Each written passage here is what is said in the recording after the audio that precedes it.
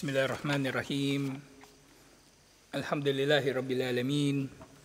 Wassalatu wassalamu ala ashrafil anbiya'i wal mursalin. Nabiyina Muhammadin wa ala alihi wa sahbihi ajma'in. Assalamualaikum warahmatullahi wabarakatuh. So insyaAllah, adabul muta'allimin. Mabubuting asal para sa mga mag-aaral.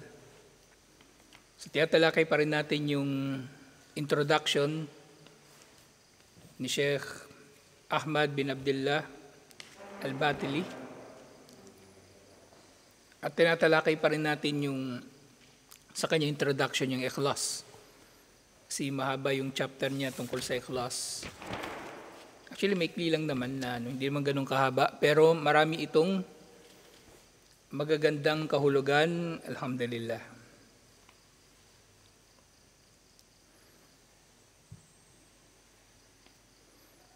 Yung sumunod na aya na binanggit, yung nakaraan, nabanggit na natin yung wama umiru illa liya'budullaha mukhlisina lahuddin.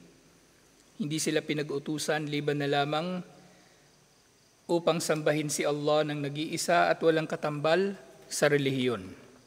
Ibig sabihin, sambahin si Allah ng may ikhlas, ng nag-iisa at walang katambal, at sambahin si Allah ng may ikhlas, ng may dalisay na layunin. Dalawang kahulugan ng ikhlas. Okay? Kaya nga yung suratul ikhlas, ang tinutukoy doon yung pagsamba kay Allah ng nag-iisa at walang katambal. Di ba? Qul huwallahu ahad. Tapos yung isa pang kahulugan ng ikhlas, ang gawin ito, gawin ng pagsamba para lang kay Allah, hindi para sa tao o sa sino man. O para sa ano pa mang layunin liban pa sa kaluguran siya ni Allah. Ang kabaliktaran ng ikhlas na pagsamba kay Allah ng nag-iisa at walang katambal ay syirkun akbar, malaking syirk. At ang kabaliktaran ng pagsamba kay Allah ng may dalisay na layunin para lamang sa kanyang kaluguran ay syirkun asgar, malit na syirk, yung pagpapakitang tao. Pero nga yung pagpapakitang tao, ito ay maaring mauwi sa mas malaking syirk ng nifaq o pagpapanggap na Muslim. Yung sumunod na aya, fa'budillaha mukhlisan lahuddin, kaya sambahin mo si Allah ng nag-iisa at walang katambal, ng dalisay sa kanyang relihiyon. Ala lillahi dinul khalis, tunay na kay Allah ang relihiyon na khalis, dalisay. Dalisay na relihiyon, relihiyon na walang halong syirk, relihiyon na walang halong pagpapakitang tao. Dalisay na relihiyon. At sumunod, Qul inna salati wa nusuki wa mahyaya wa mamati lillahi rabbil alamin la syarika lah. Sabihin, tunay ng aking sala at ang aking mga ritual, kasama na rito yung hajj, at ang aking buhay at kamatayan ay para kay Allah, ang Panginoon ng mga nilikha. La syarika lahu, wala siyang katambal, walang katambal para sa kanya. Wa bidhalika umirtu wa ana awwalul muslimin. Na dahil dito ako'y pinagutusan na ako ang maging kauna-unahan sa mga Muslim. Na ito nga ay utos kay Propeta Muhammad sallallahu alaihi wasallam na sabihin sa mga hindi mananampalataya.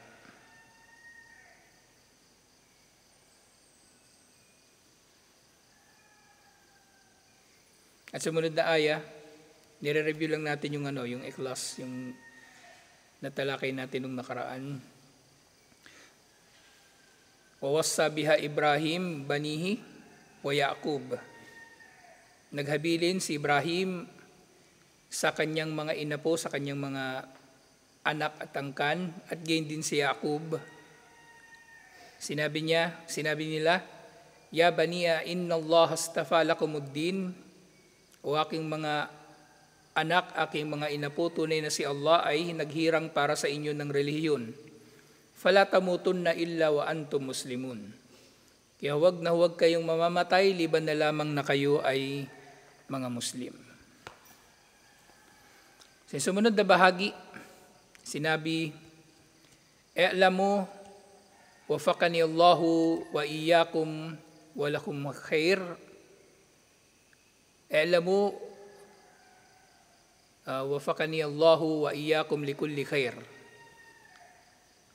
Annahu yanbaghi alayna an nahrisa ala ikhlasin niyyah lillah azza wa jal fi a'malina kafatan linanala al-ajra minhu ta'ala.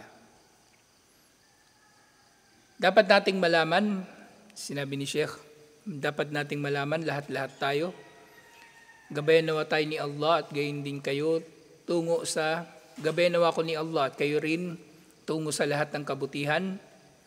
Dapat nating malaman, dapat ninyong malaman na marapat sa ating lahat ang magsikap sa ikhlas.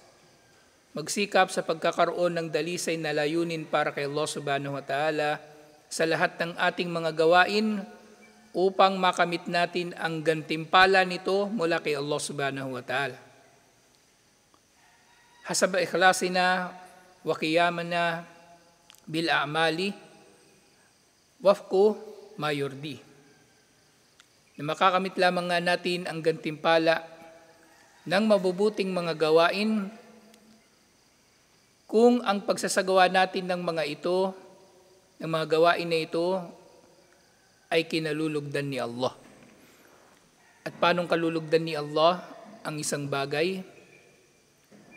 Dito rin papasok yung dalawang kondisyon kung paano matatanggap ang mabubuting gawa. Ang ikhlas at ang mutaba'ah. Ikhlas, ibig sabihin, gagawin nga natin ito alang-alang kay Allah, kaya kalulugdan tayo ni Allah. Mutaba'ah, ibig sabihin, ginagawa natin ito ayon sa paraan na gusto ni Allah, kaya syempre kalulugdan din tayo ni Allah.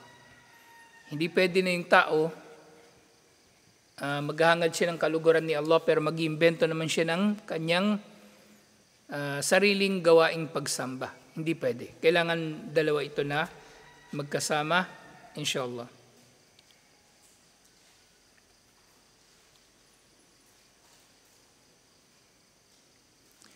So sinabi ni Sheikh Al-Fudail bin Iyad,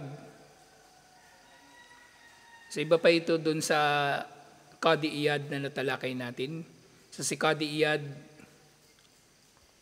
nabuhay siya nung mga 10th century, ganun, doon sa North Africa. Itong si Al-Fudail bin Iyad, rahimahullah, ito na yung sinasabi ko sa inyo na, ito yung sinasabi ko sa inyo dati na dating hold-upper.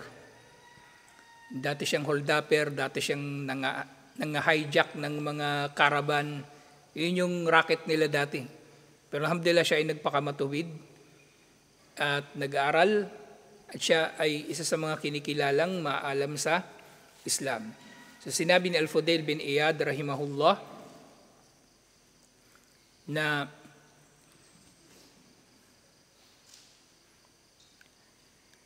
ang gawain daw,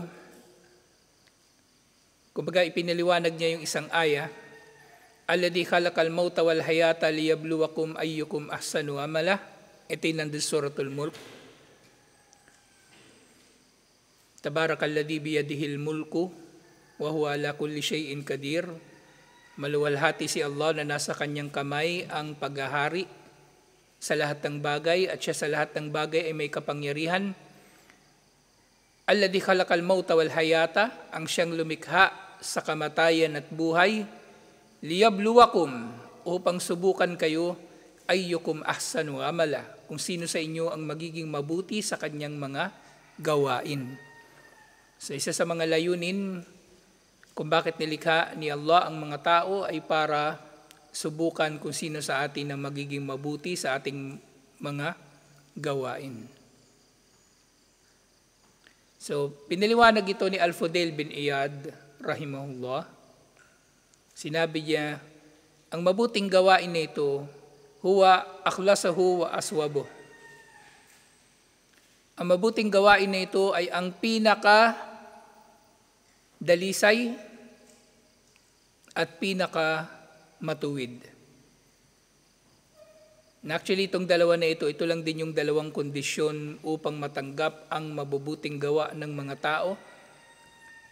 Pinakadalisay sa layunin. Ang gawain na ito na tinitingnan ni Allah sa atin, yung pinakadalisay na layunin, pinakadalisay sa layunin, at pinakamatuwid sa pagkakatupad nito.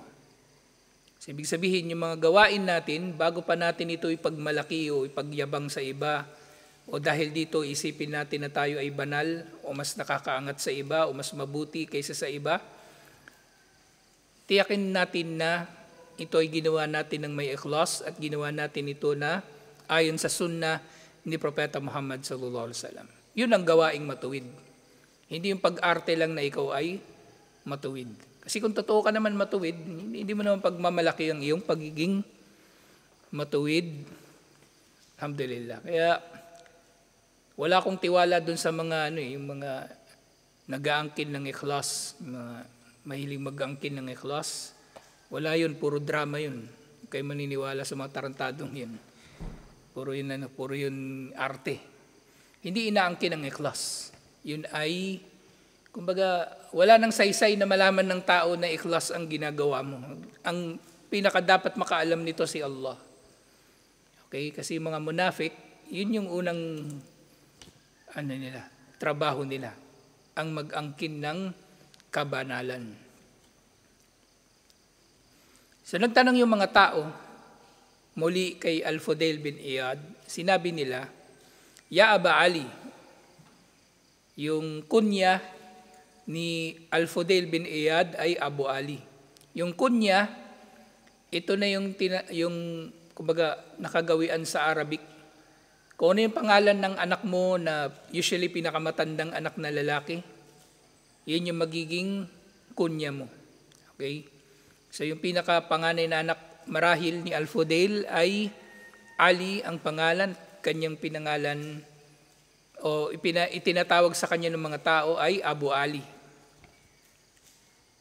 So nagtanong yung mga tao, ma akhlasuhu wa aswabu? Ano ang maituturing na pinaka-dalisay at pinaka-matuwid? Qal, Innal amalu idha kana khalisan wa lam yakun sawaban lam yuqbal. So binibigyang diin niya na dapat kompleto tong dalawa na ito. Hindi pwedeng kulang. Okay? Na sinabi niya, tunay na ang gawain kapag dalisay ang layunin para kay Allah. At ito ay pagsamba para kay Allah ng nag-iisa at walang katambal. Kung ang gawain ay dalisay at hindi tama, hindi ito tatanggapin. Kung ang gawain ay dalisay, ang layunin dito ay dalisay, pero hindi matuwid ang pagkakatupad nito, hindi ito tatanggapin. Wa idha kana sawaban wa lam yakun khalisan, lam yuqbal. At kapag ito naman ay matuwid, gawaing matuwid, pero hindi alang-alang kay Allah o hindi para kay Allah ng nag-iisa at walang katambal, hindi rin tatanggapin. Hatta yakuna khalisan, hanggang sa ito ay maging dalisay muna sa layunin at sa pagkakatupad nito para kay Allah ng nag-iisa at walang katambal. Wal khalisu an yakuna lillah, at ang dalisay na gawain ay ang gawain na para kay Allah, para sa kaluguran ni Allah. Wassawabu an yakuna ala sunnah, at ang matuwid naman na gawain ay ang gawain na naayon sa sunnah ni Propeta Muhammad sallallahu alaihi wasallam. So itong sinabi ni Al-Fudail bin Iyad rahimahullah, ito lang din yung dalawang kondisyon para matanggap ang mabubuti nating gawa. Gawin ito alang-alang kay Allah at gawin ito ayon sa sunnah ni Propeta Muhammad sallallahu alaihi wasallam. At ito nga rin yung dalawang kahulugan ng ikhlas. Ikhlas ng pagsamba kay Allah lang ng nag-iisa at walang katambal, at ikhlas ng pagsamba sa Kanya para sa Kanyang kaluguran, hindi para sa kaluguran ng tao. At binasa niya yung ayah, "Faman kana yarju liqa'a rabbih falyamal amalan salihah wala yushrik bi ibadati rabbih ahada." Sino man ang naghahangad ng pagharap o pakikipagharap sa kanyang Panginoon ay marapat na gumawa ng mabuting gawain at huwag magtambal sa pagsamba sa kanyang Panginoon ng kahit ano. Sa sinabi dito, sino man naghahangad ng pakikipagharap sa kanyang Panginoon. Ibig sabihin, pakikipagharap na makakaharap natin si Allah para tanggapin natin, insyaAllah, ang mga gantimpala ng ating mga gawa. So, sino man naghahangad ng gantimpala ay gumawa ng mabuti. Ito na yung mutabaa. At huwag mag-shirk. Ito na yung ikhlas. Okay, so binigyang diin pa rin dito ang ikhlas. So yun na yung dulo nung sinabi ni Al-Fudail bin Iyad. So sinabi ni Sheikh, "Idan al-ikhlasu amrun adimun li'annahu min a'malil kulub." Kaya, o dahil dito, ang ikhlas ay isang dakilang bagay dahil ito ay kabilang sa mga gawain ng puso. So ito na yung a'malul kulub na nababanggit natin palagi. So yung puso, meron ding mga gawain. Ang puso, meron ding mga gawain. At sa Islam, ang puso, hindi lang ito organ.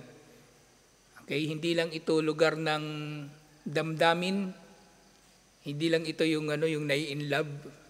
Yung puso, ito yung lugar ng iba't iba pang mga, kumbaga, damdamin o pandaman ng tao. Kasi yung lub nga na natalakay na natin nung nakaraan, laayatin liulil albab, mga tanda para sa mga nagtataglay ng lub o ng may bukas na pag-iisip, ang lub na yan ay konektado sa puso. At ang puso, naririto yung mga amalul kulub nga, mga gawain ng puso. Halimbawa yung takwa, sabi ni Propeta Muhammad sallallahu alaihi wasallam, at takwa hahuna, habang tinuturo niya yung kanyang dibdib o yung kanyang puso, nandun ang takwa. Ang tawakkul ay nasa puso. Ang raja, ang pag-asa sa biyaya ni Allah ay nasa puso. Ang ikhlas, siyempre ito ay gawain din ng puso. Hindi ito may papakita sa pamagitan ng dila, hindi ito na ipapakita sa pamagitan ng katawan o ng kilos na kapag makita mo yung isang tao na kumikilos sa isang pagkilos, isang paraan ng pagkilos, ay magkakaroon ka ng idea na may ikhlas ang kanyang ginagawa. Walang eksaktong batayan. Ang magagawa lang ng tao sa ikhlas ng kanyang kapwa-tao ay ang maghinala. Maring naghihinala lang tayo na ikhlas yung ginagawa niya. Naghihinala tayo na hindi ikhlas yung ginagawa niya. Pero ultimately, si Allah ang tunay na nakakaalam sa ikhlas o nakakakilala. Lalo na sa ating mga sarili. Hindi tayo pwedeng basta-bastang mag-aangkin ng ikhlas sa ating mga sarili, lalong-lalo na kung kumbaga ipapangalandakan natin ito sa iba. Aangkinin natin ito sa iba na ikhlas yung ating mga ginagawa. So ang tao, pag simikapan lang niya ito, inshallah, at bandang huli si Allah ang tunay na makakakilala at tunay na magagantimpala sa ating ikhlas. Hindi yung hindi kapwa natin tao. Walang saysay na angkinin natin yung ikhlas. Walang saysay na angkinin natin ang ikhlas. Para saan? Para purihin tayo ng tao na tayo ay may ikhlas. Eh di riya din. Walang pinagkaiba. Riya din, pagpapakitang tao rin, walang pinagkaiba. Madalas maririnig niyo yung salitang yung ikhlas, yung nag-aangkin ng ikhlas dun sa mga yung mga boy Gcash, yung mga namamalimos sa Facebook. Kesyo ikhlas na nagdadawa, ikhlas na tumutulong sa tao, ikhlas na ganito ganyan. Mag-donate kayo ng may ikhlas. Nagagamit sa modus. Sabihin na natin na modus. Sabihin man natin na totoo ngang nangangailangan sila. Pero Hindi ito yung tamang paglalapatan ng konsepto ng ikhlas. Hindi ito pisikal na nasusukat, hindi ito bagay na pwede nating angkinin basta-basta. So ito nga ay gawain ng puso, ang ikhlas ay gawain ng puso. Allati la yattali'u alayha illallahu ta'ala. So nga ito ay gawain ng puso at walang nakakakilala nito liban na lamang kay Allah. La yattali'u alayha. Dito, ginamit na salita ni Sheikh la yattali'u. Hindi la ya'lamu. Kumbaga, la ya'lamu walang nakakakilala. La ya'lamu illallah walang nakakaalam liban kay Allah. Hindi ganun ang sinabi niya. La yattali'u alayha illallah. Yung la yattali'u, ano ba yung magandang translation? Kasi may dahilan kung bakit ito yung pinili niyang word. Kasi yung choice of words ng tao, ano yun may kinalaman yun sa kanyang layunin, dun sa kanyang message na gusto niyang iparating. Yung ittila, kumbaga yung masiyasat, maimbestigahan o magalugad, mabusisi. Kumbaga yung iisa-isahin mo yung isang bagay, ittila ang tawag doon. Yung babasahin mo yung libro, halimbawa, Qira'atul Kitab. Pero yung mabusisi mo talaga itong babasahin, ang tawag na doon ay Ittila'ul Kitab. Si Allah, siya lang ang tunay na nakakaalam ng bawat detalye ng ating antas o lalim o ano pa mang sukat na meron ang ating mga ikhlas. Si Allah lang. Kaya hindi ito kailangan aangkinin natin sa mga tao. Lidha hatta na Rasuluna Muhammad sallallahu alaihi wasallam na dahil dito, hinimok tayo ng ating sugo para sa atin si Propeta Muhammad sallallahu alaihi wasallam ala darurati ikhlasin niyya li'annaha ruhul amal.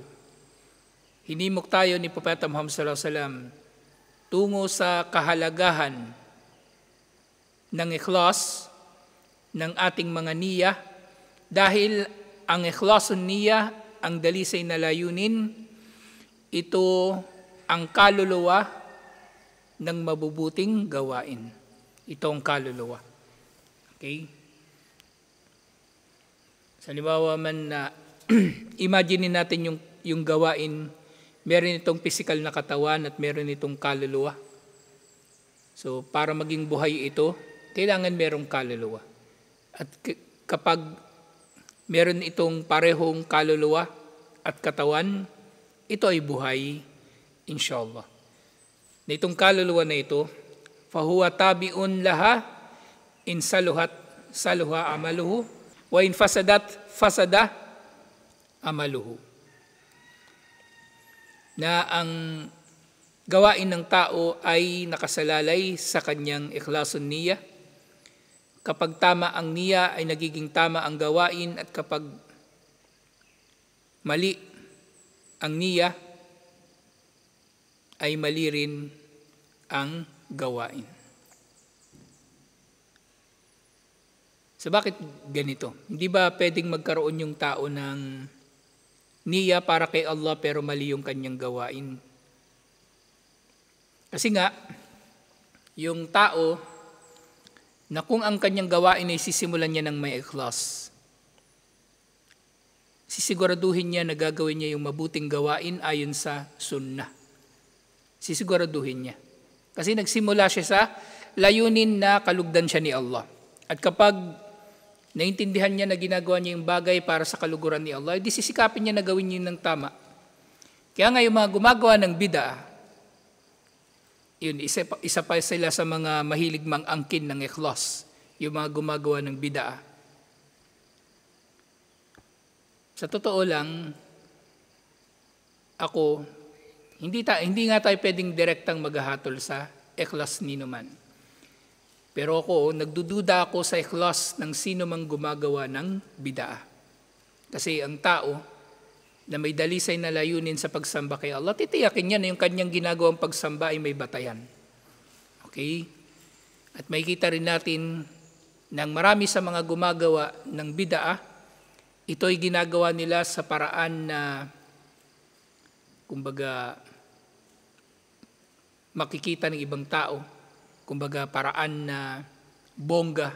Ganun nila palaging ginagawa ang kanilang mga bid'ah. Na maaring doon pa lang ay maghihinala na tayo ng kanilang mga gawain na yun ay wala talagang ikhlas. Wala talagang ikhlas. Na ito yung ibig sabihin ni Sheikh dito kung bakit sinabi niya na kapag tama ang ikhlas, tama ang niya, may ikhlas, inshallah ay magiging tama rin ang gawain.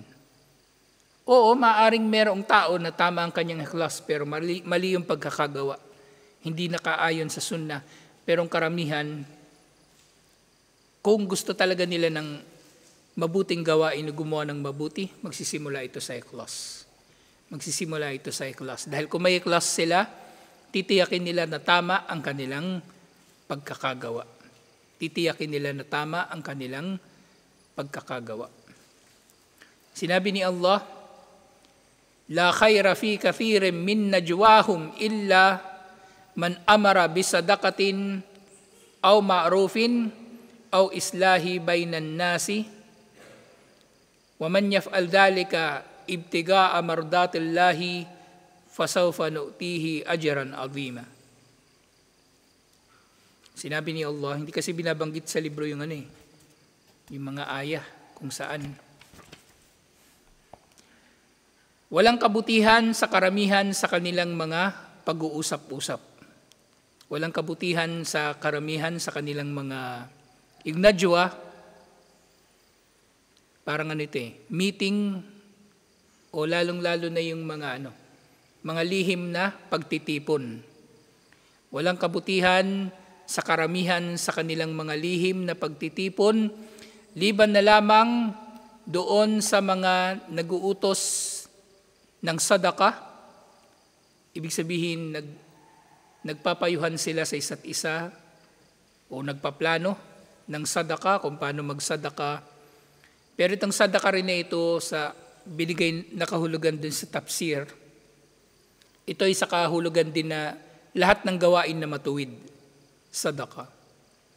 O ma'rufin, yung ma'ruf, ito yung lahat ng gawain na mabuti.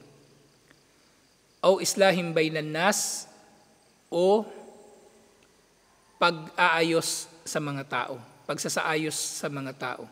So maring merong mga tao, lihim sila nag-uusap, walang ibang dumadalo, pero sa kapakanan ng mga tao para maging maayos yung kanilang kalagayan, yun ay isang mabiyayang pagtitipon inshallah.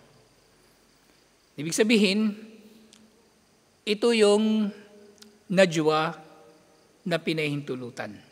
Pero kung yung mga tao magtitipon-tipon, lalong-lalo na lihim na magtitipon-tipon para manlibak o para magplano ng masama laban sa kanilang kapwa, yun ay tinutukoy dito na yung karamihan sa mga lihim nila na pagtitipon na walang kabutihan, walang katuturan. So ito lang yung merong katuturan na pagtitipon. Yung upang magkawang gawa, gumawa ng mabuti, at magdulot ng kabutihan sa mga tao. Yung iba pa, liban pa rito, na karamihan nga sa mga pagtitipon ay masama. Sinabi nga, وَمَنْ يَفْعَلْ ذَلِكَ ابْتِغَاءَ مَرْضَاتِ اللَّهِ.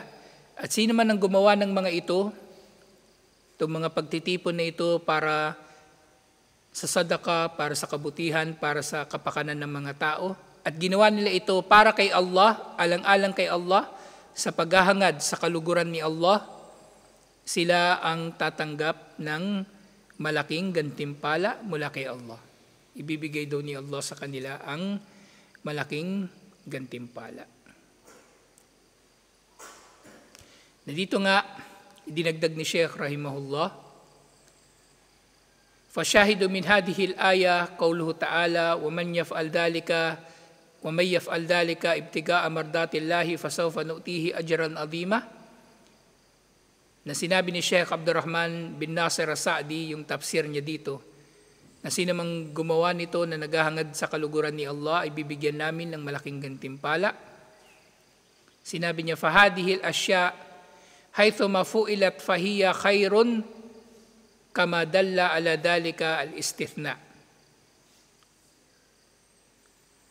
So kapag ang mga gawain daw na ito, ang pagtitipon para sa kawanggawa, para sa paggawa ng mabuti at para sa pagdudulot ng kabutihan o kapakanan ng mga tao, generally, ito ay gawaing mabuti. Ito ay gawaing mabuti. Dahil doon sa istithna. Yung istithna na tinatawag dito, yung exception. Pero yung pagsasabi ng insha'Allah, tinatawag din siyang istithna. Tinatawag din siyang istithna. Kasi kapag nagsabi kang insha'Allah, kumbaga, naniniwala ka na walang bagay na mangyayari liban na lamang sa gustuhin ni Allah. Walang bagay na mangyayari except kung ano ang gustuhin ni Allah. Kaya tinawag din siya na istithna. So dito tinawag na istithna, nagkaroon ng istithna sa aya na ito kasi walang kabutihan sa lahat ng uri ng meeting, ng pagtitipon, liban na lamang except doon sa para magsadaka, para gumawa ng mabuti o para magdulot ng kabutihan sa mga tao. At dinugtong nga ni Sheikh Abdurrahman bin Nasir As-Sa'di rahimahullah, walakin kamalul ajri wa tamamuhu bihasabin niyah wal ikhlas. Lahat ng ito ay mabuting gawain. Okay, pagtitipon para sa sadaka, ma'ruf at islahum bainan nas. Pero ang kompletong gantimpala nito, meron ng gantimpala, yun pa lang meron ng gantimpala. Pero ang magpapakompleto ng gantimpala nito ay ayon sa antas ng niyya at ikhlas ng mga tao na nasa pagtitipon na ito. Okay, so ang ikhlas ay maaring dodoble ng gantimpala o magsasampung doble at iba pang pagdodoble nito. Katulad halimbawa kung paanong yung iba pang mga gawain, mga muamala, na hindi naman ibada pero maaring gantimpalaan bilang ibada. May mga muamala na kung ang layunin mo rito ay upang sumamba, ito ay maaring magantimpalaan inshallah na katulad ng ibada. Halimbawa, nag-set ka ng alarm clock, muamala yun, pero may kinalaman siya sa ibada, magagantimpalaan ka rin doon pa lang sa pagsiset mo ng alarm clock. Naintindihan nyo? Kasi ginawa mo yun para sa layunin na sambahin si Allah. Yung pagtutustos mo sa pamilya mo, pagtatrabaho mo, maaring yun ay magiging ibada din. Maaring magiging ibada din. Kaya kung magsiset kayo ng alarm clock, gawin nyo na ng may ikhlas, inshallah. Kasi set nyo rin ng maaga-aga. Kasi itong kambal, alas 6 yata nag-a-alarm eh. Minsan nalilate. Ano mas ba kayo nag-a-alarm? Hindi kayo nag-a-alarm? Eh mag-alarm kayo. Kaya pala hindi kayo nagigising eh. Mag-alarm kayo, inshallah. Gusto niyo baby pa yung gigising sa inyo. Mahina kasi yung speaker natin eh. O lagyan natin speaker sa bahay niyo. So yung magdodoble ng gantimpala, inshallah, ikhlas at niya. Falihada yanbaghi lil abdi an yaqsida wajha Allah ta'ala. Dahil dito marapat sa alipin na hangarin ang mukha ni Allah. Ibig sabihin, kapag tinutukoy yung mukha ni Allah, ang tinutukoy dito yung kaluguran ni Allah. Pero may mukha talaga si Allah, okay? Kasi napagtibay yun sa Quran na si Allah ay may mukha. Pero syempre, hindi katulad ng mukha ng kanyang mga nilikha. At hindi na natin iisipin ang mukha ni Allah kung ano ito dahil ito ay al-ghaib. Na ito nga, Hahangarin niya ang kaluguran ni Allah, hahangarin niya ang mukha ni Allah. Pwede nyo ring sabihin yun na yung literal na mukha ni Allah ang hinahangad ng tao o na mariring maunawaan na hinahangad niya yung gantimpala ni Allah. وَيُخْلِصُ الْأَمَلَ لِلَّهِ فِي كُلِّ وَقْتٍ. At gawin niyang dalisay ang kanyang layunin sa mga gawain sa lahat ng oras. وَفِي كُلِّ جُزْءٍ مِنْ أَجْزَاءِ الْخَيْرِ لِيَحْصُلَ بِهِ بِذَلِكَ الْأَجْرُ الْعَظِيمِ. At sa lahat ng bahagi ng mabuting gawain, ibig sabihin, halimbawa sa sala, meron tayong layunin, meron tayong ikhlas doon sa pagsasagawa ng Salatul Fajr. Pero sa bawat bahagi nun dapat may ikhlas. Yung Takbiratul Ihram may ikhlas, yung Fatiha may ikhlas, yung ruku may ikhlas, yung sujud may ikhlas. Kasi paano yan kung yung sujud mo walang ikhlas? Di ba? O maaaring walang reward yung sujud mo. O baka hindi patanggap yung sala. Doon ka lang nagriya sa sujud. Sabihin mo, tatagalan ko tong sujud ko para makita ng mga tao. Ang tagal naman magsujud nito. Banal siguro to. Legend. Alamat ng kabanalan. May taong ganun eh. Nakabwisit nga minsan. Kasi may tao na ano yung ewan ko, siguro gago lang talaga o judgmental lang siguro talaga ako. May tao na ano yung kinaiinisan ko yung ano yung matagal magsujud sa dulo ng sala. Na kumbaga parang akala nila yun na yung kabanalan, yung matagal magsujud. Na yung imam patayo na, siya nakasujud pa rin. Kumbaga para sa halimbawa sa doon sa yung sa pangalawang raka'a, yung bago magtasyahud. O kaya yung imam tapos na magtaslim, Assalamualaikum warahmatullah, Assalamualaikum warahmatullah. O pataslim na siya kumbaga, andun pa rin nakasujud. Hindi ganun. Hindi yun kabanalan. Ang tao na nasa likod ng imam, sumunod sa imam. Hindi yung magano pa siya doon, magdadrama. Papahabain niya yung kanyang sujud. May ganyan kaming kapitbahay noon sa Saudi. Na magkakasabay kami magsala, pero mapapansin mo talaga siya na late siya talaga magangat ng kanyang ulo sa sala, lalong-lalo na para sa yung dulong sujud bago magtasyahud, bago magtaslim. Magtataslim na yung imam, doon lang siya aangat ng kanyang ulo. Hindi yun kabanalan. So ibig sabihin nga dito, kaya ko nabanggit yun, lahat daw ng bahagi ng gawain ay dapat mayroong ikhlas. Sikapin ng lahat ng bahagi ng gawain ay mayroong ikhlas. Okay? Hindi lang yung i-intentionin mo yung ikhlas para sa isang buong gawain, dapat yung bawat gawain ay merong ikhlas. Kasi maaaring mangyari nga, di ba, na yung tao, may ikhlas siya sa unang raka'a, tapos pangalawang raka'a na wala yung ikhlas. Kasi meron nang dumating na ibang tao, kaya ginandahan niya yung sala niya. So magkakaproblema, inshallah. Fi kulli juz'in min ajza'il khairi, lahat ng bahagi ng mabuting gawain. Panghuli nga, waliyata'awwadu al-ikhlas. Sa mainam na gawin niyang masanay ang kanyang sarili sa paggawa ng mga gawain ng may ikhlas. Lahat, malaking bagay, maliit na bagay, buong gawain, bahagi ng gawain, lahat may ikhlas. Fayakunu minal mukhlisin. At mula rito siya inshallah ay magiging kabilang sa mga mukhlisin, sa mga may dalisay na layunin para kay Allah subhanahu wa ta'ala. So dito natin tatapusin ito inshallah at itutuloy natin ito next week. Ikhlas pa rin kasi mahaba itong chapter na ito, puro ikhlas. Alhamdulillah. So tutuloy natin ito next week inshallah. Assalamualaikum warahmatullahi wabarakatuh.